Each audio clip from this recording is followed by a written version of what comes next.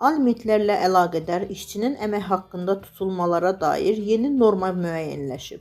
Oxu24.com xəbər verir ki, Prezident İlham Əliyevin tətbiqi barədə fərman imzaladığı əmək məcəlləsinə dəyişiklikdə əksini tapıb. Əmək məcəlləsinə əsasən hər dəfə əmək haqqı verilərkən tutulan bütün məbləğin ümumi miqdarı işçiyə verilməli olan əmək haqqının 20%-dən və müvafiq qanunvericilikdə nəzərdə tutulmuş hallarda isə 50%-dən artıq ola bilməz. Əmək haqqından bir neçə icra sənədinə əsasən məbləğlər tutularkən bütün hallarda işçinin əmək haqqının 50%-i saxlanılmalıdır.